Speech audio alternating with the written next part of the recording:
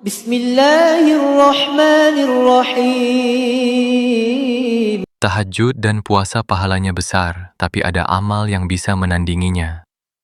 Salat tahajud pahalanya besar, puasa juga memiliki keutamaan yang agung. Jika dua amalan ini digabungkan, betapa besar ganjarannya. Namun ketahuilah, orang yang berakhlak mulia bisa menandingi pahala semua itu. Inilah keutamaan amal yang sering diremehkan.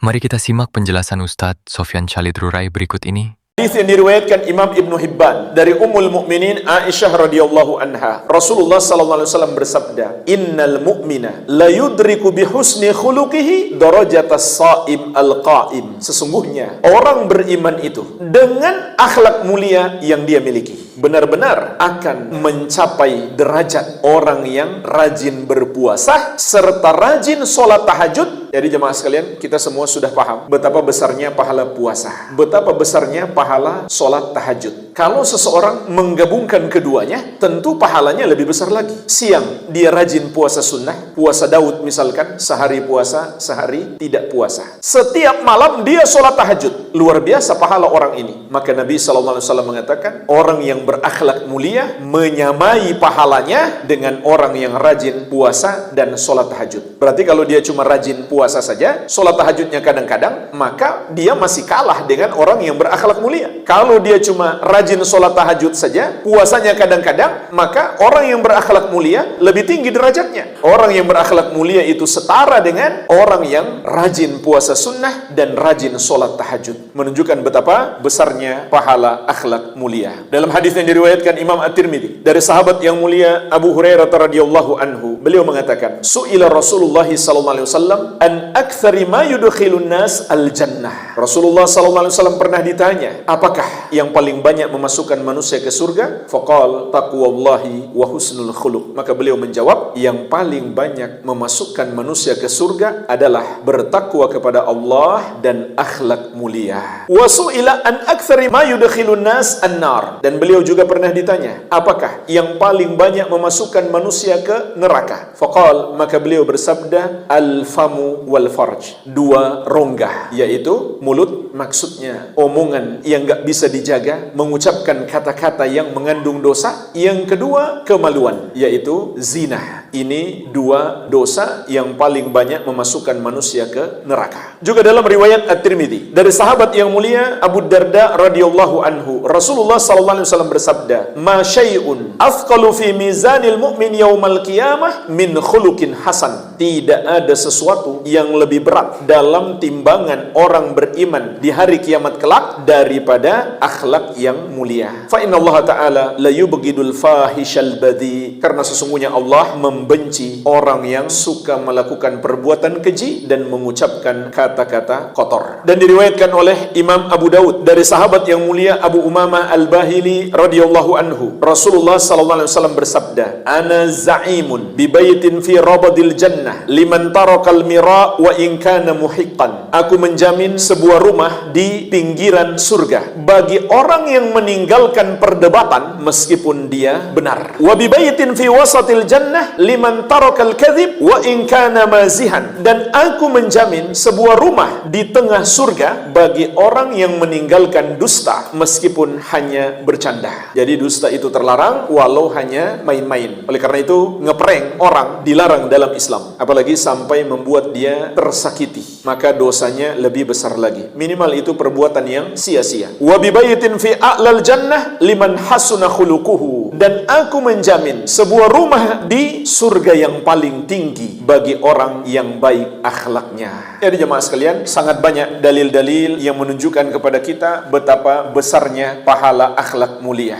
Kalau kita niatkan untuk menjadi sebab hidayah bagi orang lain, maka pahalanya lebih besar lagi. Karena Nabi SAW mengatakan, innamal a'malu binniyat. Sesungguhnya amalan-amalan itu tergantung niat. Makin banyak niat baik dalam amalan kita, maka pahalanya makin besar. Karena setiap amalan tergantung niat. niat. Kalau sekedar kita niatkan untuk beribadah kepada Allah dengan akhlak mulia, itu pahalanya sudah sangat besar. Kalau kita tambahkan lagi, semoga ada orang yang mendapatkan hidayah dengan sebab akhlak mulia kita, maka pahala kita akan semakin besar. Meskipun belum ada yang dapat hidayah. Kalau kemudian ada yang dapat hidayah, maka pahala orang itu akan terus mengalir kepada kita dan bisa jadi sampai hari kiamat. Karena mungkin orang itu mengajari lagi kepada anaknya atau kepada orang lain.